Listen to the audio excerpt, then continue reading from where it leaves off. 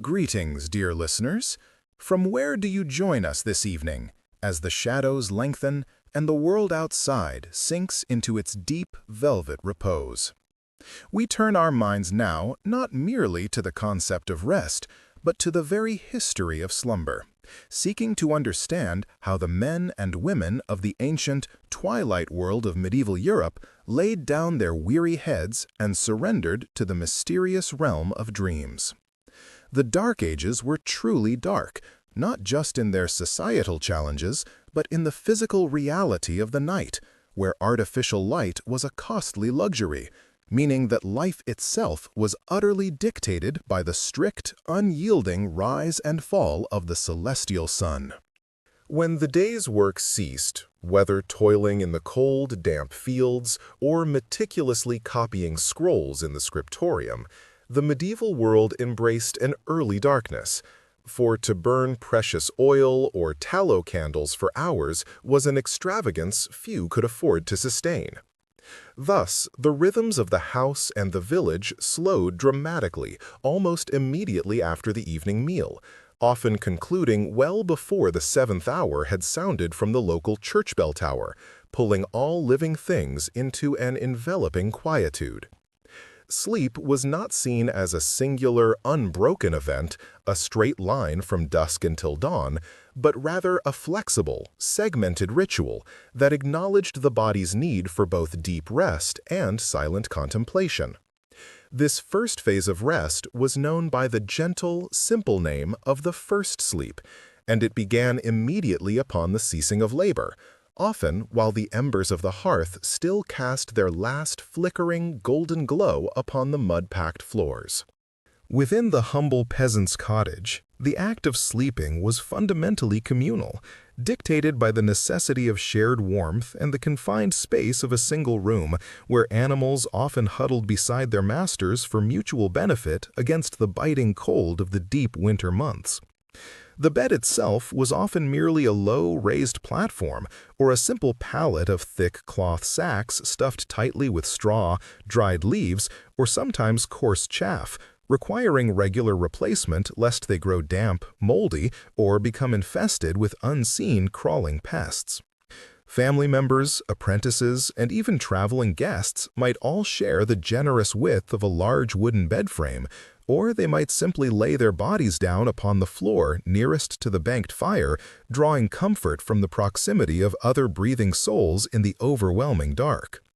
Privacy, that modern invention, was virtually unknown in these small, crowded dwellings, where the only separation between daily life and the descent into slumber was the closing of one's own eyes against the persistent, murmuring background noise. For the lord or the high-ranking cleric, the sleeping chamber offered slightly more luxury, yet even within the towering stone walls of a well-fortified castle, the air remained notoriously cold and damp, demanding heavy layers of fabric and fur for protection against the persistent chill. The grand, heavily carved beds of the nobility featured thick wooden posts and often included a canopy draped with heavy velvet or intricately embroidered wool, which served the vital purpose of trapping precious body heat and protecting the sleeper from overhead drafts or falling debris from the open rafters above. However, despite the visible trappings of wealth, such as feather or down mattresses replacing the rough straw, the sleeping arrangements were still surprisingly public. Servants often slept on the floor beside the noble's bed, ready to attend to any need or alarm throughout the unpredictable hours of the long night. The central, defining characteristic of the medieval European night, transcending all boundaries of class, was the deliberate interruption of sleep, a period known as the watch or the waking hour, which typically occurred around the deepest, quietest part of midnight, several hours after the initial rest. Following the conclusion of the first sleep, which was often the deepest and most dream-filled, the sleeper would naturally rouse from exhaustion, finding themselves fully alert and ready to occupy the dark hours with quiet, meditative tasks before returning to the warmth for the final phase of rest. This waking period was utterly sacred and free from the demands of daylight labor, a still point in the turning world that was considered the ideal time for deep spiritual reflection, quiet prayer, or tending to essential domestic duties that required absolute concentration. During this profound hour between the two sleeps, a time often documented by chroniclers and referenced in ancient literature, many households would stir briefly back to gentle life, though the volume remained low and the movements slow and purposeful, respecting the sanctity of the darkness. Wives might quietly mend clothes by the faint, rosy light of the banked fire, or they might prepare ingredients for the morning's bread, while husbands might check on the livestock or the security of the outside door, perhaps even visiting neighbors who were also awake during their own watch. It was considered the prime time for marital intimacy, free from the exhaustion of the day and the demands of the immediate morning, and it was also a favored hour for intellectual pursuits, with scholars reading or writing by a low, rationed lantern, utilizing the silence for maximum focus. The very air during this midnight watch was thought to be thin and spiritually charged, making it a critical time for religious contemplation, a belief cemented by the strict nocturnal schedule practiced within the monasteries that peppered the European landscape.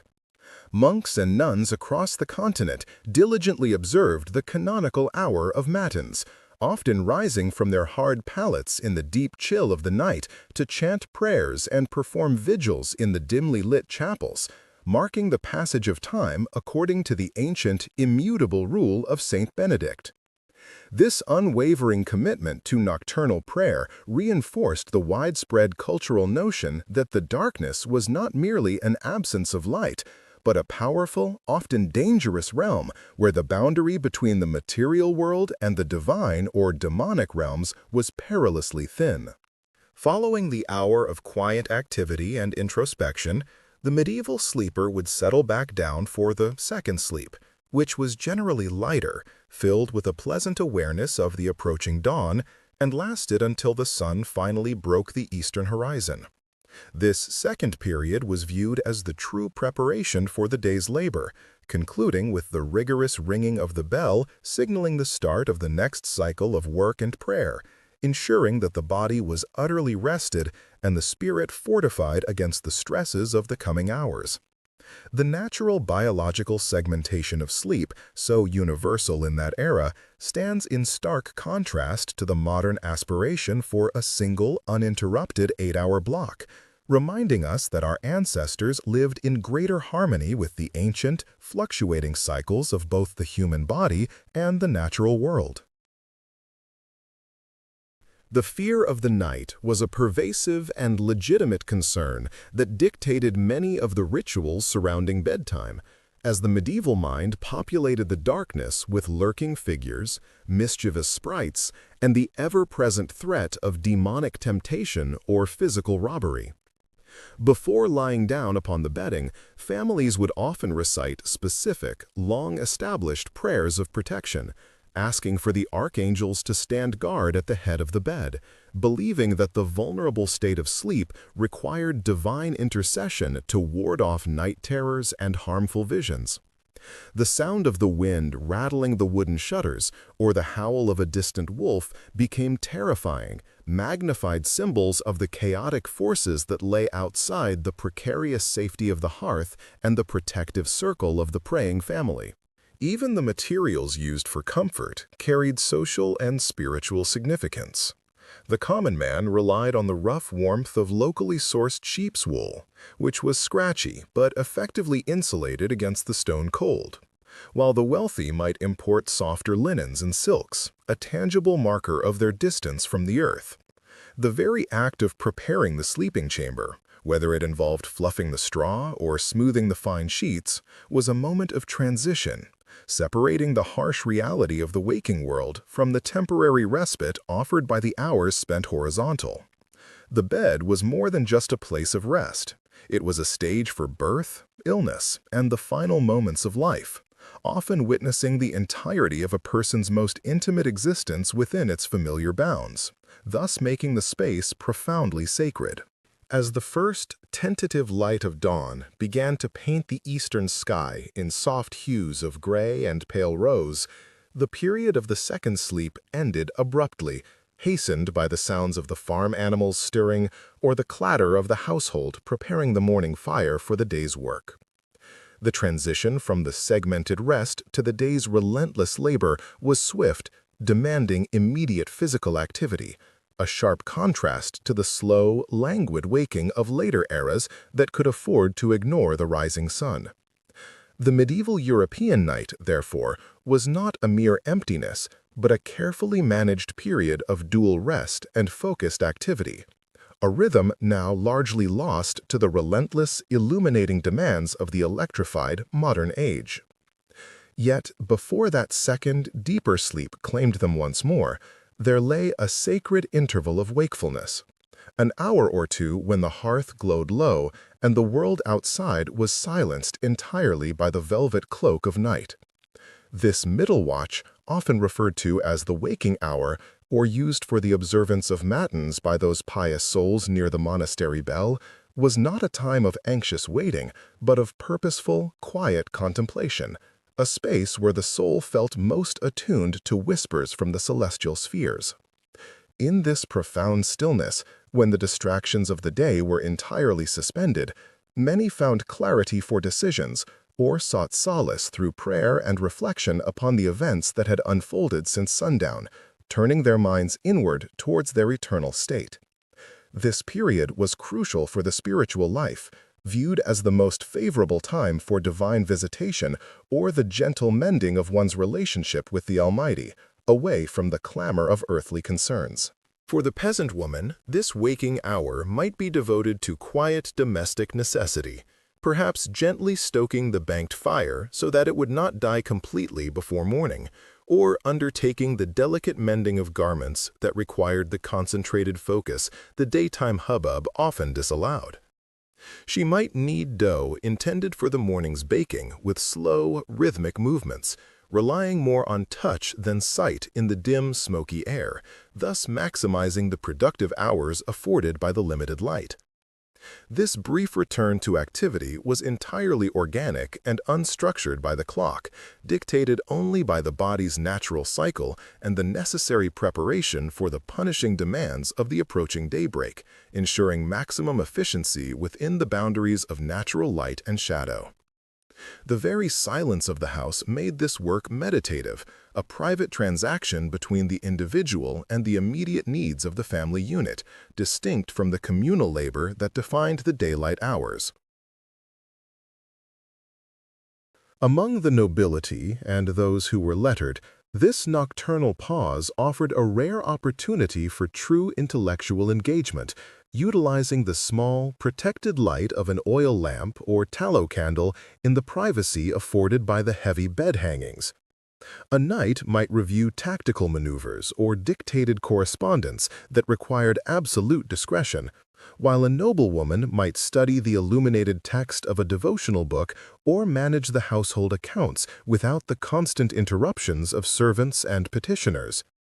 The darkness served as a protective barrier, fostering deep concentration and allowing for discussions of serious import between husband and wife, matters too sensitive to be whispered during the bright, public hours when eavesdroppers might be lurking near the great hall's fire.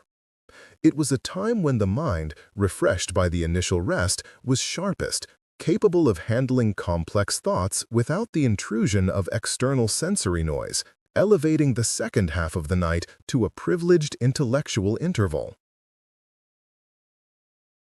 Yet, the medieval night was not merely a blank canvas for human activity. It was rich with spiritual danger and the potential for insidious harm, lending a heightened tension to the period between sleeps. The veil between the seen and unseen world was believed to be thin in the dead of night, allowing entry to malevolent sprites, wandering ghosts, and the insidious temptations sent forth by demonic forces seeking to corrupt the unguarded soul.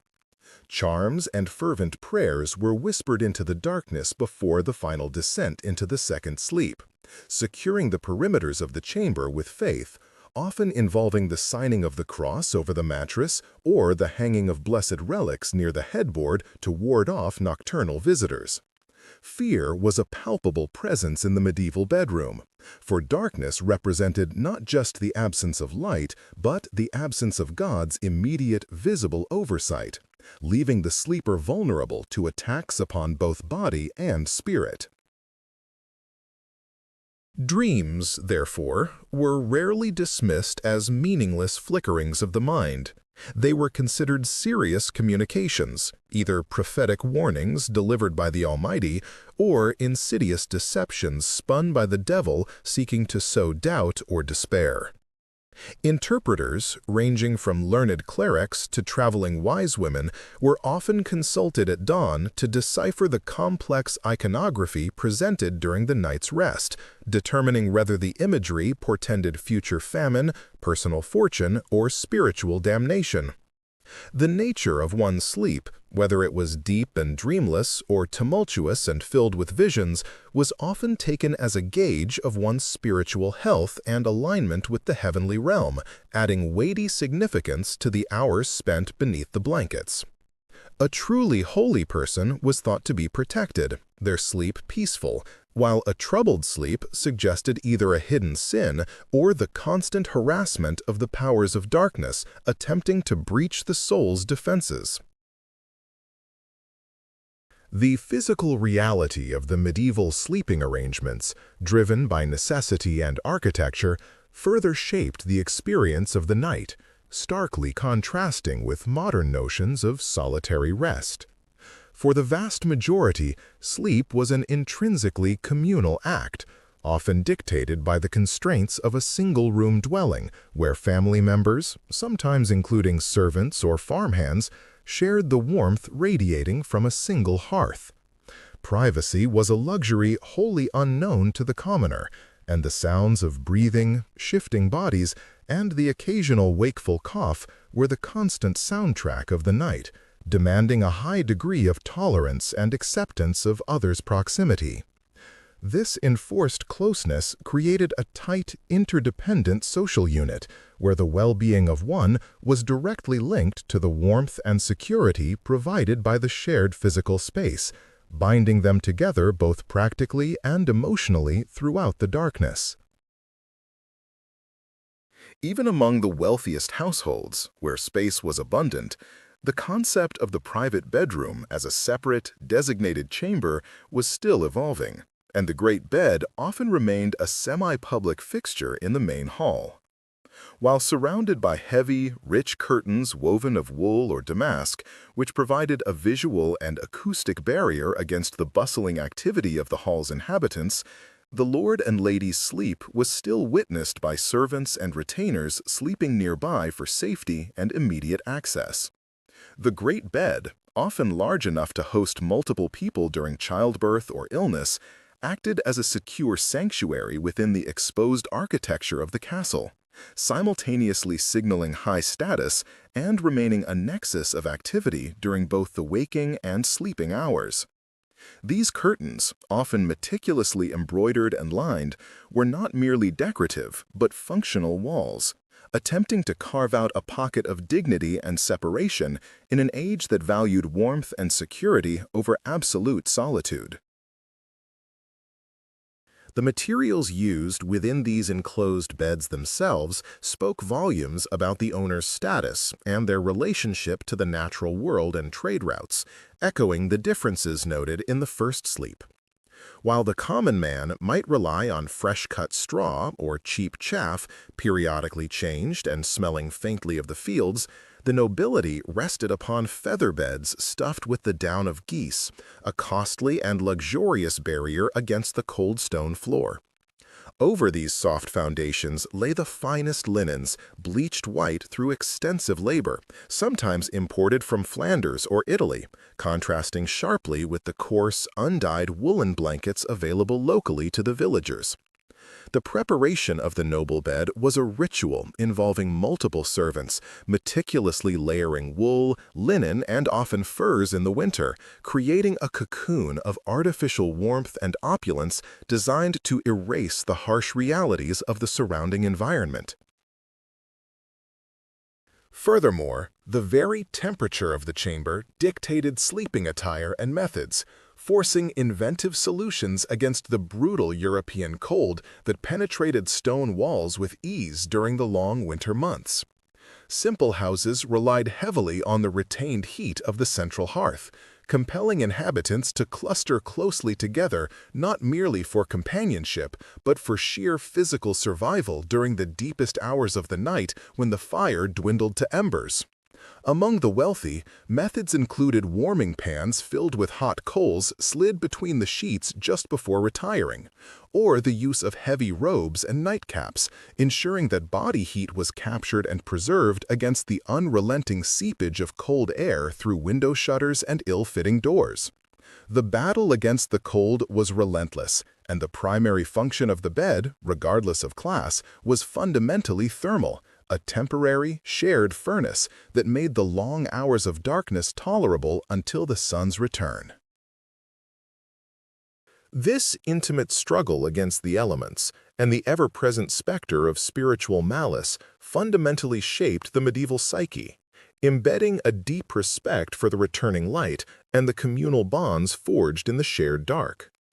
The rhythm of segmented sleep and purposeful wakefulness, enforced by the absence of artificial, pervasive illumination, fostered a different kind of vigilance, where the passage of time was marked not by mechanical accuracy, but by the internal needs of the body and the external dictates of faith and nature.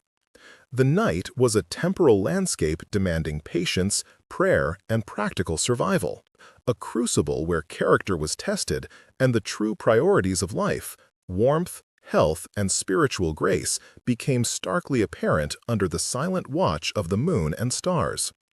The quiet activities performed during that middle watch were acts of trust, reliance upon the promise that the light would indeed return, demanding that energy be conserved and directed toward the most essential tasks of survival and devotion. The contrast between the silence of the night and the immediate, clamorous requirements of the daybreak was dramatic, demanding an instant shift in focus and energy that left no room for hesitation or lingering drowsiness. Once the cock crowed or the bells began their insistent tolling for lauds, the household was expected to spring immediately to its feet, abandoning the warmth of the bedding for the cold, demanding labor that defined the medieval economy. There was no gentle period of transition. The necessity of fueling the body and preparing for the fields or the workshop demanded prompt, unhesitating movement, often before the sun had fully risen above the horizon to offer its full light.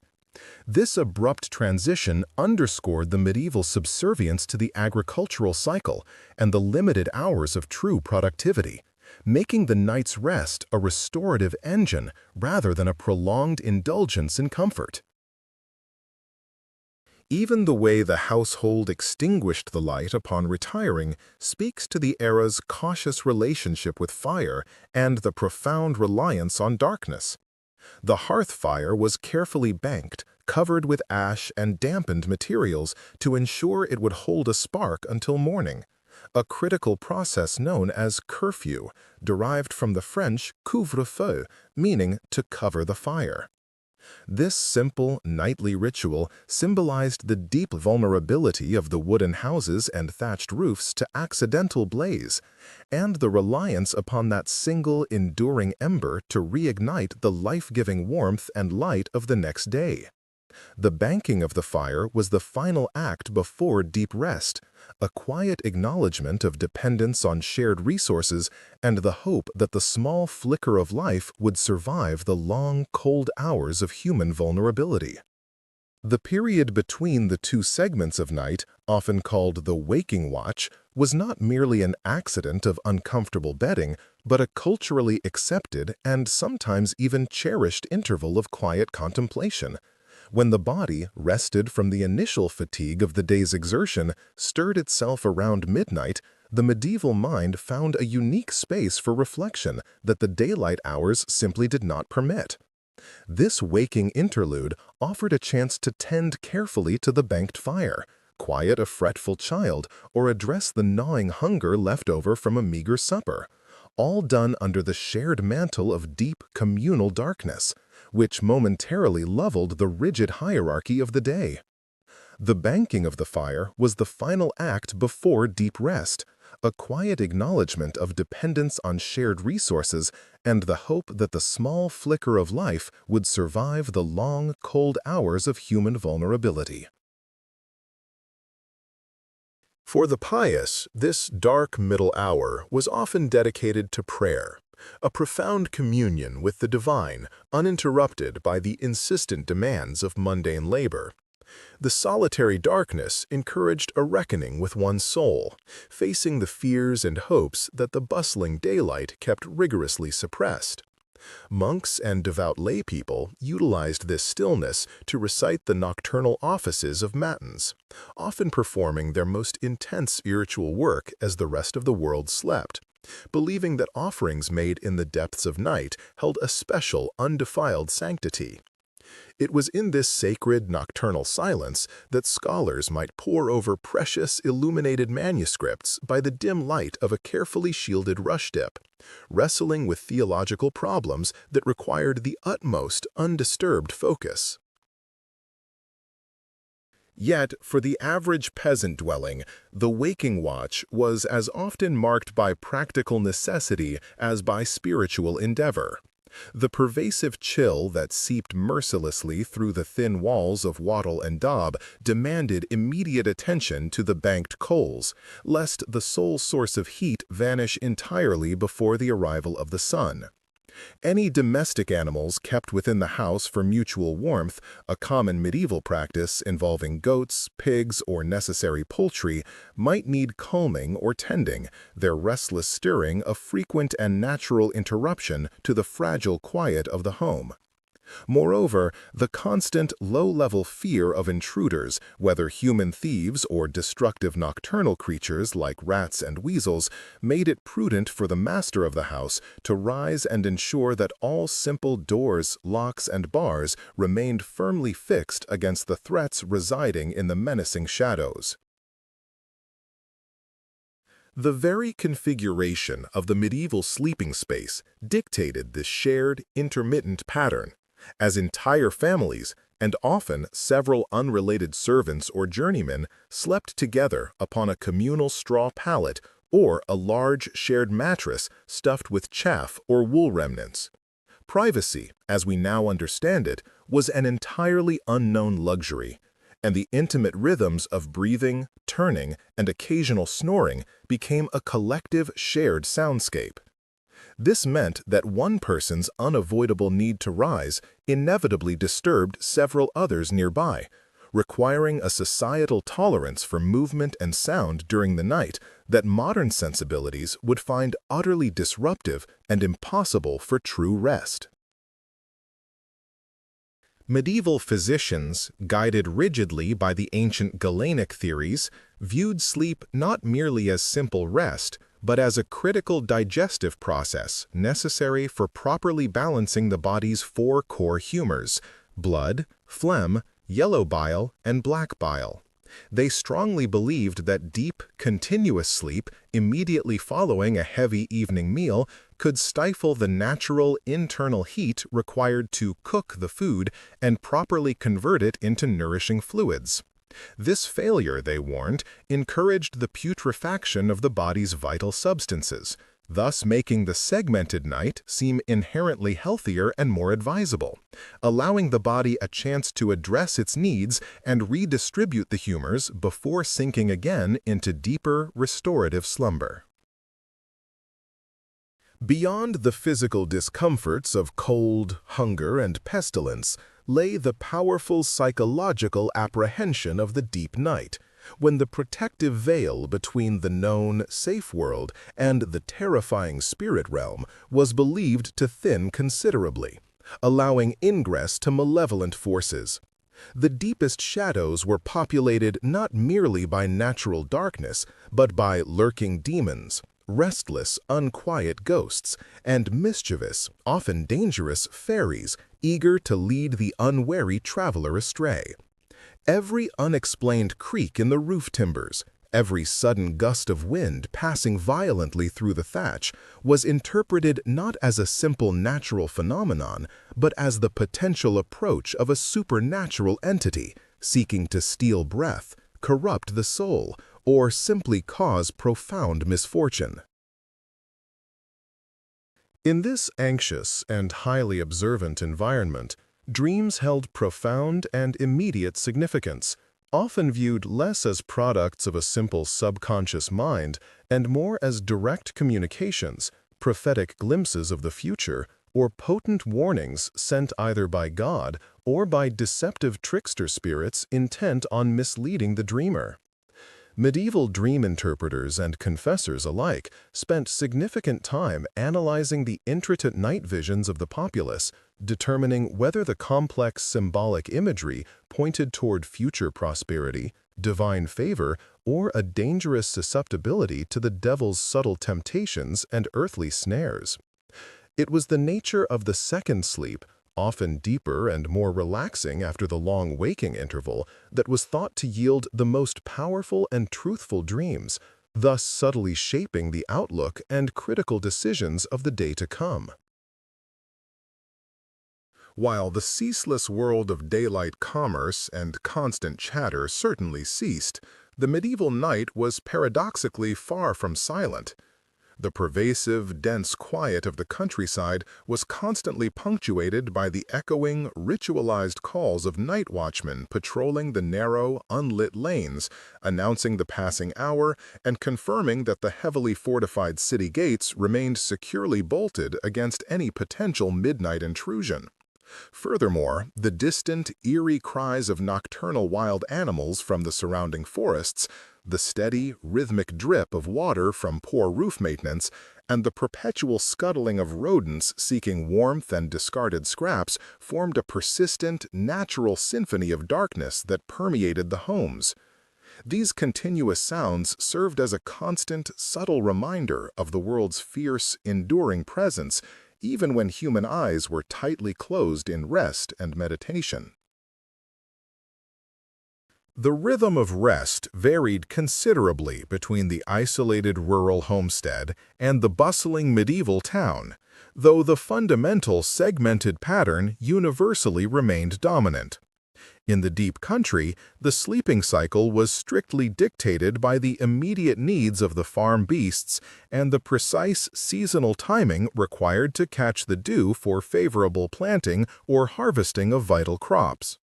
In contrast, the urban night, particularly in major trading centers near rivers or busy ports, was frequently disturbed by the heavy movement of night carts hauling necessary waste or the secretive, often clandestine commerce that sought to entirely avoid the heavy tariffs and intense scrutiny of the daylight magistrates and tax collectors. While the wealthy city merchant might secure greater physical comfort and finer linen sheets and blankets, he often paid for his monetary success with a noticeably noisier and more frequently disturbed cycle of rest than his distant, more isolated country counterpart, who benefited from the deep, enveloping quiet of the fields. Nonetheless, even these noble or wealthy urban dwellers adhered to the essential division of the night, bound by cultural habit and the perceived spiritual value of the middle watch.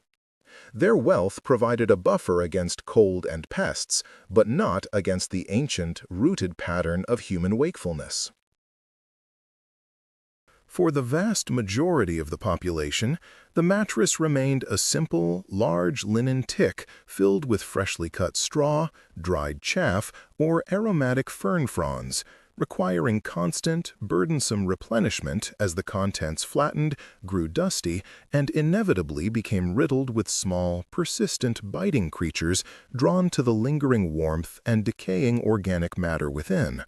This necessity of meticulously changing the bedding, often coinciding with major seasonal shifts or important religious feast days, was a major, demanding household chore, and the genuine comfort offered by the straw was entirely fleeting. This constant, low-level physical discomfort ensured that truly deep, prolonged, undisturbed slumber was a rare, precious gift reserved only for the utterly exhausted or the very ill. Even within the lofty, heavily fortified walls of a castle or grand manor house, where thick woolen blankets replaced the rough sacking and feather pillows might soften the nightly blow, the underlying pattern of divided sleep persisted without deviation. The noble household was bound by the same insistence of the monastic bell for the communal nocturnal offices,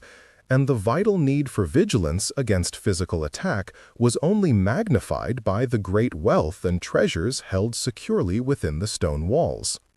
While the lord or lady enjoyed the coveted seclusion of a curtained four-poster bed, designed specifically to ward off the harsh drafts that swept through the vast stone halls, they too frequently rose during the middle watch to discuss matters of strategic defense, conduct private religious devotions, or address the critical, pressing concerns of estate management that could not wait for dawn.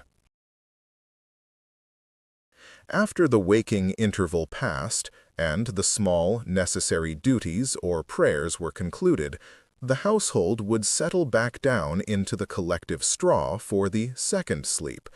a period which was frequently described in historical accounts as the sweetest and most profound, a time of true and essential physical repair lasting until the first gray light of dawn began to paint the eastern windows. This final, deeply coveted rest offered the truest psychological relief from the unrelenting physical strain of medieval life, allowing the body to gather its final, crucial stores of endurance before facing the long and demanding day ahead, a day which demanded ceaseless, heavy toil. The eventual, final call to rise was marked not by a gentle, welcomed transition, but by the rapidly brightening light and the distinct rising sounds of the awakening farmyard or the market square, the unmistakable, intensifying clamor of animals, tradesmen, and the insistent call of the church bell. This collective sound was the final, definitive signal that the brief, blessed truce with human labor had officially ended, and that the day's relentless obligations had begun their renewed, unhesitating clamor, pulling the weary population back into the cycle of production and survival under the morning light. The medieval body, having been nurtured by the warmth of the collective bedding and the deep respite of the second sleep, was reluctantly pulled into the sharp, unforgiving chill of the morning air, a tangible reminder of the season and the meager heating available in stone halls or wattle and daub cottages. There was little grace in the rising, limbs ached from the heavy labor of the prior day, and eyes strained against the dim light, necessitating the hasty rekindling of the hearth fire, which served as the true, warm heart of the dwelling and the immediate center of domestic activity, the point from which all essential activity radiated. For those in the monasteries, the ascent was marked by the solemn, synchronized march toward the chapter house or the frigid chapel for the matin service, ensuring that the first fruits of the mind were dedicated to God before they were given over to man's earthly concerns, thus sanctifying the difficult transition from rest to exertion. The utilization of artificial light during the brief waking hours before dawn was a stark indicator of social standing. Common folk relied almost entirely upon the sputter and flicker of rushlights, thin strips of soaked reed dipped in grease, which provided only a weak, smoky yellow glow that barely banished the surrounding shadows, forcing early tasks to rely more on muscle memory and touch than sight. Only the wealthy merchant, the great lord, or the cloistered scholar could afford the steady, bright burn of beeswax candles, allowing for prolonged work in scriptoria or council chambers where the precise details of charters or trade agreements needed careful scrutiny beyond the constraints of the rising sun. Thus, the day was truly regulated by the solar cycle, with human activity maximizing the natural gift of daylight, treating every precious moment between sunrise and sunset as an irreplaceable asset for survival and prosperity, a mindset deeply unlike the modern mastery over manufactured illumination. Chronic sleep deficit was not recognized as a pathology, but rather as an inherent condition of human existence, especially during the demanding seasons of harvest or warfare. The medieval mind accepted weariness as the natural consequence of piety and ceaseless labor, believing that true, unburdened rest was only to be found in the eternal embrace of the Lord after death had mercifully severed the earthly cord of toil. This constant state of semi-exhaustion arguably contributed to the famed medieval intensity and occasional volatility of temperament, where patience was often a scarce virtue, and reactions were quick and sometimes violent, born from nerves frayed by unrelenting physical demands and perpetually short, interrupted sleep cycles. Yet it also fostered a profound spiritual resilience and a deeply ingrained acceptance of suffering, allowing people to endure monumental physical hardships that would shatter the sensibilities of later, more rested generations, rooting their endurance firmly in the necessity of perseverance and stoic acceptance of fate. While the common laborer and his family huddled together in shared straw pallets or rough wooden beds for collective warmth, blurring the distinctions of individuality during the hours of darkness, the noble class sought to establish a fragile degree of private sanctuary, though they rarely achieved the true solitude that future ages would come to expect.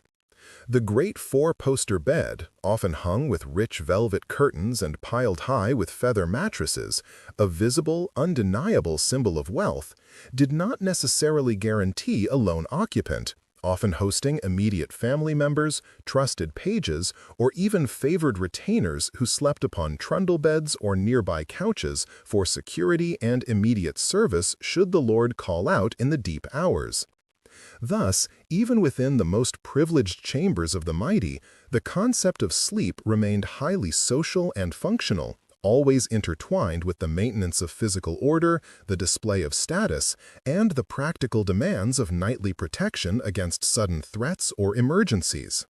Thus, even within the most privileged chambers of the mighty, the concept of sleep remained highly social and functional, always intertwined with the maintenance of physical order, the display of status, and the practical demands of nightly protection against sudden threats or emergencies.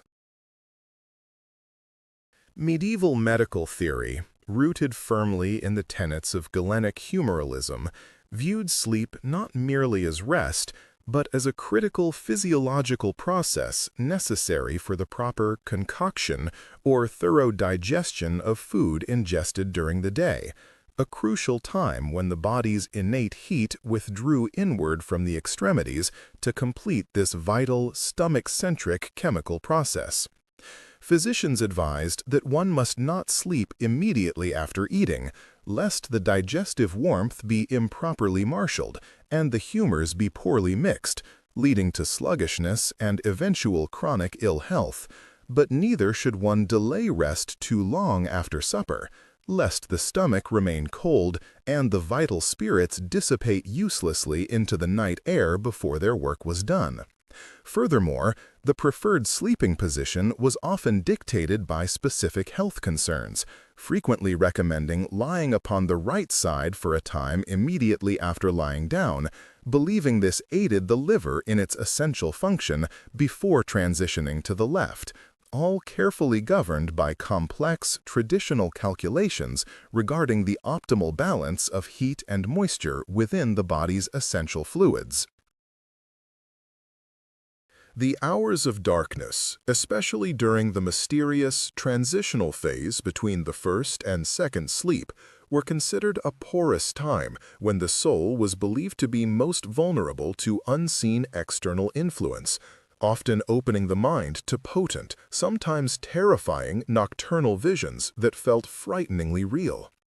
Dreams held immense spiritual and social weight, viewed not as random neurological events, but as direct, purposeful communications, either divine warnings delivered by saints, prophetic glimpses of the uncertain future, or insidious, tempting assaults launched by demons seeking to pollute the pious mind with corrupting or blasphemous imagery. The interpretation of these often vivid and demanding nocturnal visitations became a serious theological and social undertaking, frequently requiring the consultation of specialized dream manuals or the careful counsel of priests who were tasked with helping the bewildered dreamer distinguish between the pure heavenly messenger and the cunning, deceptive machinations of the infernal realm. While laypersons practiced segmented sleep out of practical necessity and biological rhythm, responding naturally to the waning of the fires and the demands of bodily functions, the inhabitants of the cloister formalized this pattern into rigid, unbreakable piety, structuring their entire day around the 7 canonical hours that demanded awakening multiple times throughout the course of the night.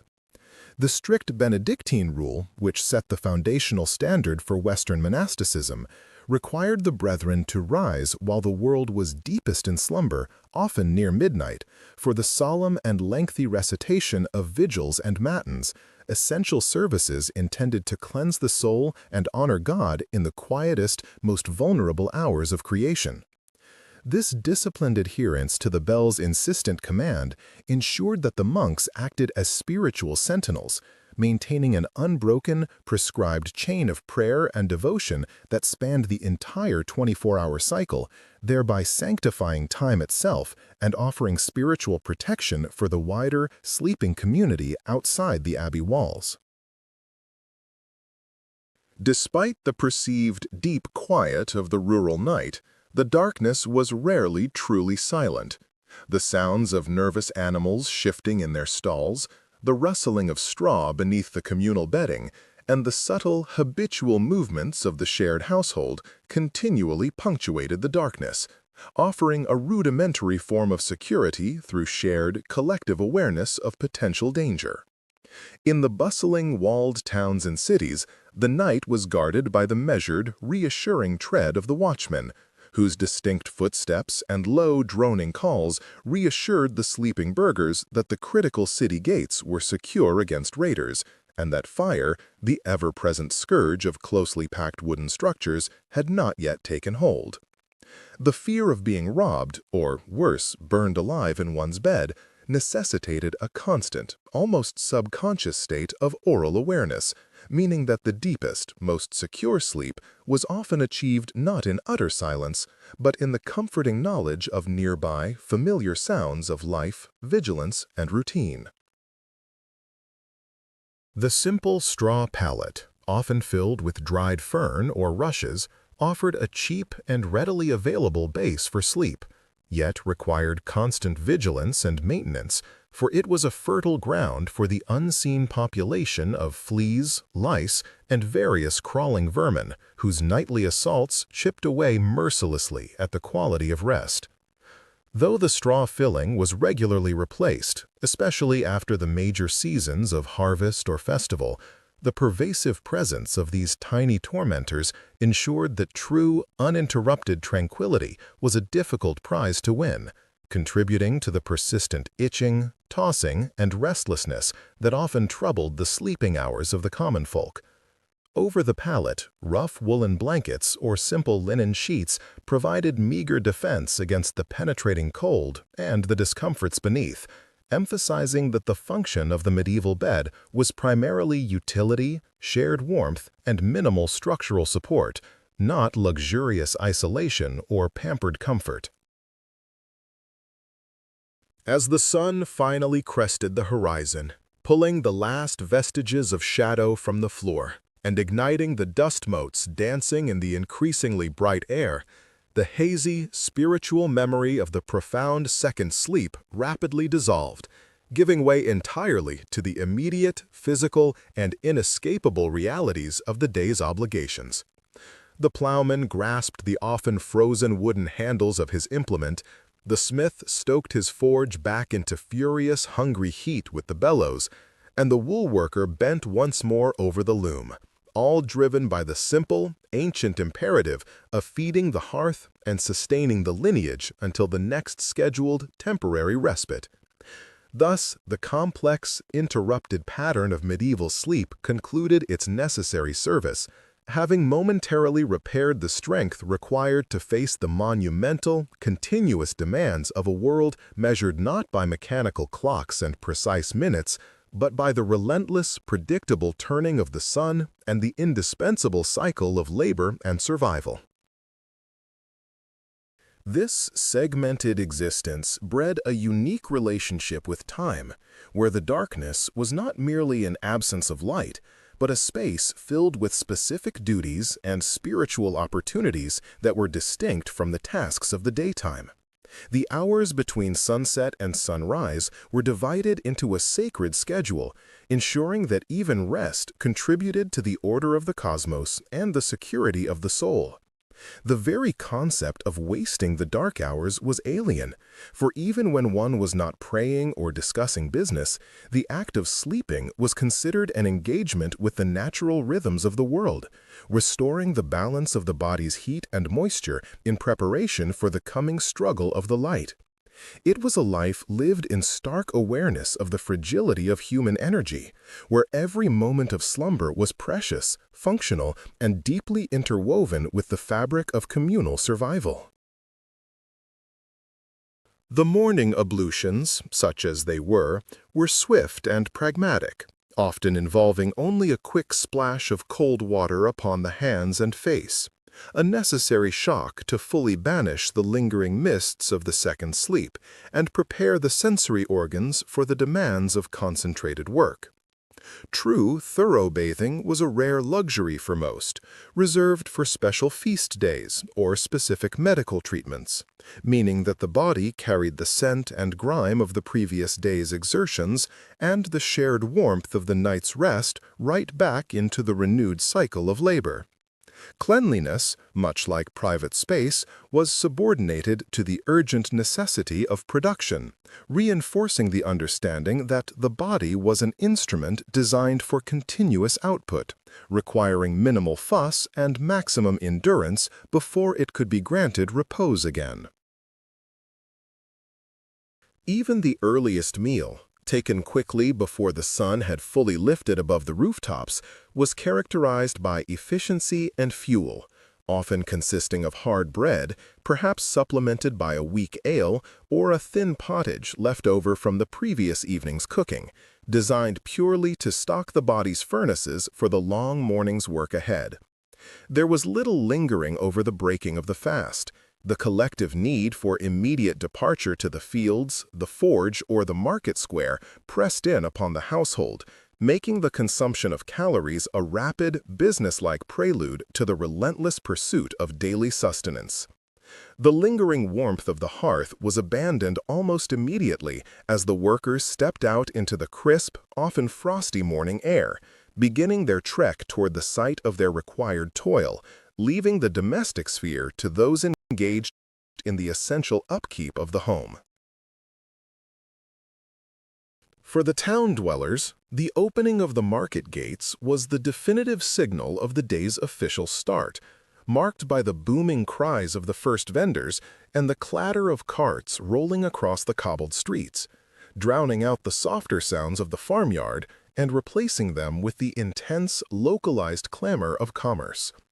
Merchants, having spent their middle watch, perhaps inventorying their goods or writing out complex accounts by lamplight, were now fully engaged in the lively, argumentative dance of trade, where quick wits and stamina were as essential to survival as the quality of the goods themselves.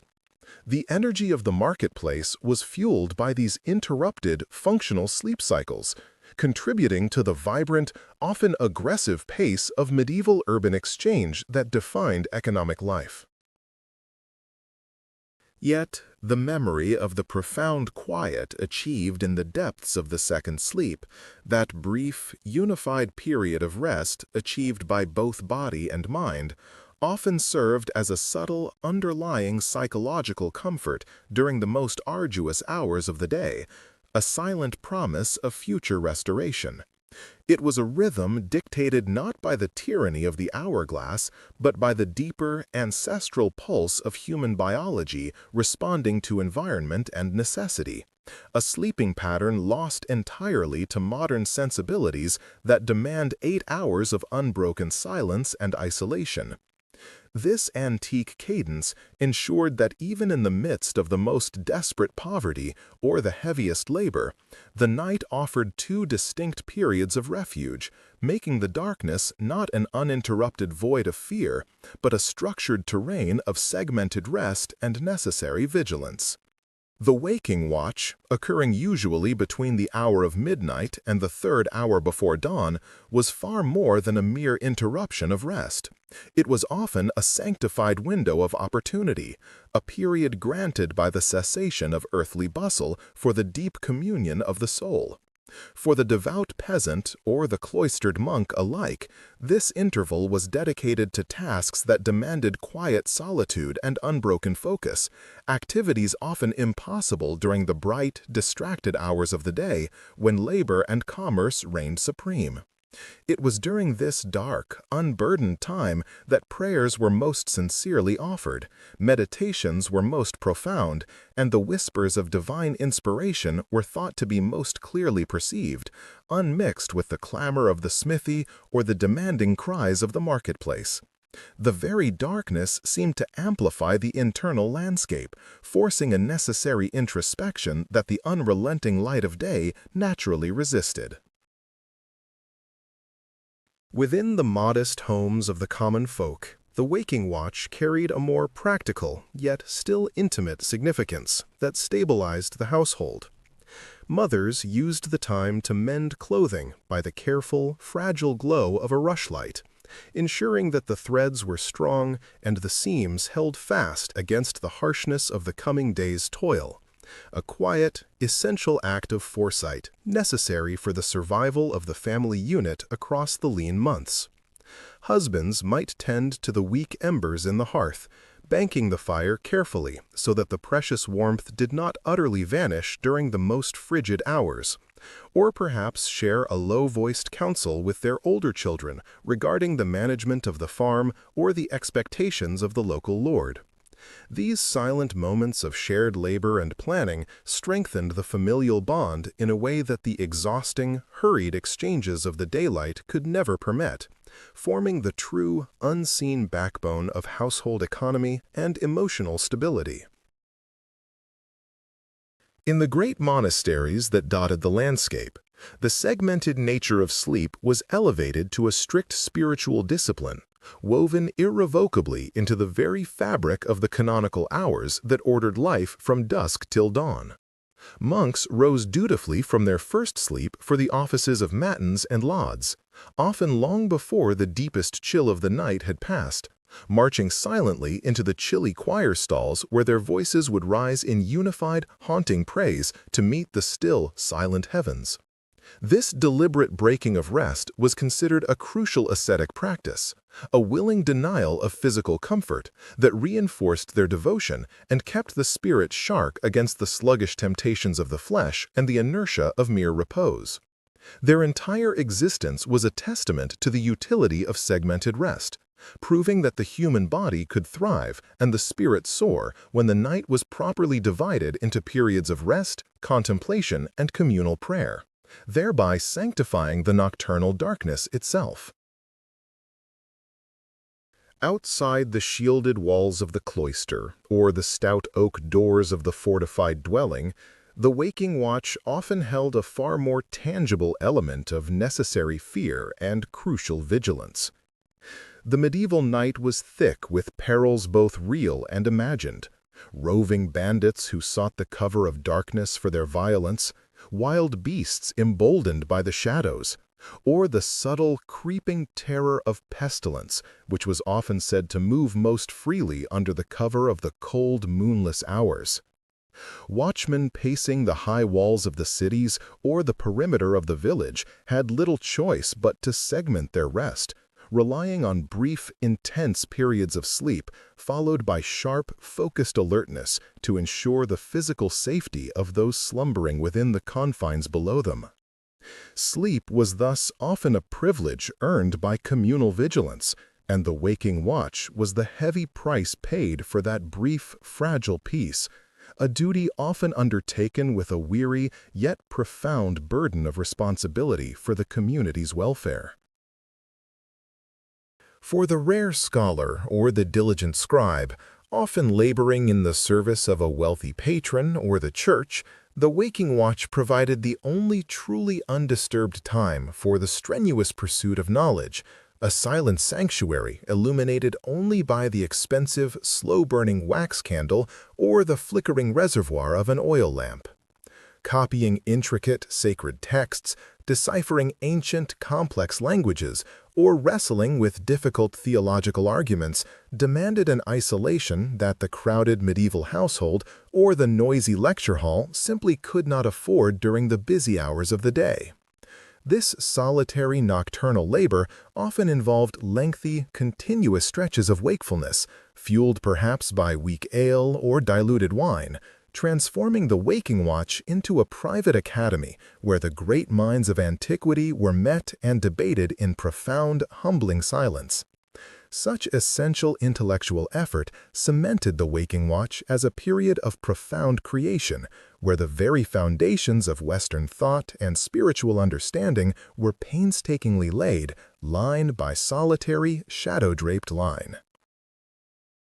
As the waking watch began its inevitable decline toward dawn, signaled perhaps by the first faint, silvering thinning of the darkest blue above the eastern horizon, or the solemn tolling of the bell for lauds, a new, deeper quietude would subtly descend upon the land. Having fulfilled their immediate duties, be they spiritual, domestic, or protective, the common folk would then purposefully prepare themselves for the deep repose known universally as the second sleep, an act of conscious and welcome yielding to the necessity of full somatic restoration. This second segment of slumber was nearly universally deemed the most restorative, the one that truly knit up the raveled sleeve of care and prepared the body for the heavy physical demands of the long, tiring day, a final, necessary immersion into oblivion before the sun's exacting and demanding ascent. The very quality of the second sleep was considered fundamentally different from that of the first, which was often viewed as a heavier, more brutish unconsciousness, intended only to dull the initial sharp edge of fatigue accumulated since the prior dawn. The second sleep, however, was frequently characterized by vivid, often instructional dreaming, thought by many to be direct communications from the saints, or even the subtle, guiding voice of the Creator, either guiding the sleeper toward moral rectitude or warning them of impending misfortune. It was perceived as a lighter, yet paradoxically deeper repose, a state of rest that seamlessly integrated the reflections and prayers of the waking watch, settling the psyche and ensuring that the final, critical hours before true waking were spent in necessary spiritual absorption rather than mere physical dissipation. To enter the second sleep was, in this view, to enter a privileged, sacred space where the heaviest burdens of the waking world were momentarily lifted entirely by grace. While the burgeoning urban centers inevitably embraced the structured noise and commerce that encroached early upon the restorative second sleep, the rhythms of agrarian life remained profoundly and stubbornly tied to the slow, deep linger of the nocturnal darkness. In the scattered, isolated hamlets and along the vast, exposed farmsteads, the waking watch might be significantly shorter, focused solely on the necessity of feeding livestock or checking the security of the property boundaries, but the second sleep was often permitted to stretch longer, pressing much closer to the visible break of dawn itself. Farmers required every possible moment of uninterrupted repose before tackling the back-breaking demands of plowing or reaping. Their internal clock tuned less to the insistent clangor of the city bells and more to the slow, relentless movement of the celestial sphere above them. Their fragmented night was therefore less about industrial preparation and more about sheer survival, a necessary negotiation between the primal needs of the exhausted body and the ever-present environmental dangers lurking just beyond the boundaries of the cultivated fields. The pervasive necessity of the segmented night was profoundly underscored by the extreme expense and inherently poor quality of artificial light during the entire medieval era. Rushing into the deep, demanding darkness with a task requiring sustained, clear illumination was simply not economically feasible for the vast majority of the population, meaning that the waking watch was often performed in near darkness, relying only on carefully stored embers or the diffused, weak light of the moon. Only the very wealthy could afford enough beeswax or fine animal oil to truly banish the shadows for hours on end, thereby gaining the precious ability to control their waking schedules more independently of the natural cycle of the sun and stars. For the great mass of the poor, the dark, long hours between first sleep and second sleep were an enforced period of quiet reflection, simply because the prohibitive cost of illumination prohibited rigorous physical labor or extensive reading. Medieval medicine, rooted firmly in the ancient, respected theories of Galen, viewed sleep not merely as a respite, but as a critical physiological process for the proper cooking and careful digestion of the bodily humors. The first sleep was understood to be the vital period when the heaviest, most demanding digestion occurred, settling the heavy food consumed at the evening meal and distributing the necessary moistness throughout the frame of the body. The waking watch, then, served as a crucial, necessary break to prevent the dangerous over-moistening of the brain, allowing the internal vapors to clear and settle, thus ensuring that the mind was not burdened by excessive phlegm when the body returned to the lighter, restorative process of the second sleep. This ancient philosophical and medical understanding lent a deep, necessary scientific weight to the segmented night, cementing it not just as a cultural habit born of necessity, but as a physiological requirement for true health and sustained mental clarity according to the accepted wisdom of the age. The experience of segmented sleep also served, in its silent way, as a stark, unavoidable marker of subtle social status, defined inescapably by the quality of the sleep environment itself. The noble family rested high above the ground floor, often in an enclosed, heavily curtained bed that provided a degree of privacy, warmth, and sound dampening entirely unknown to their lower servants or their peasant tenants.